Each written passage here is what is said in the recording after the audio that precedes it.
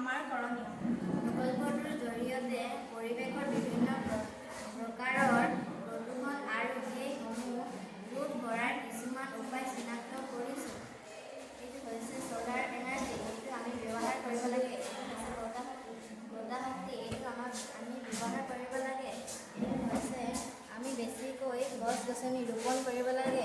আমি পেট্ৰল ব্যৱহাৰ কৰা গাড়ীতকৈ বেটেৰী গাড়ী ব্যৱহাৰ কৰিব লাগে।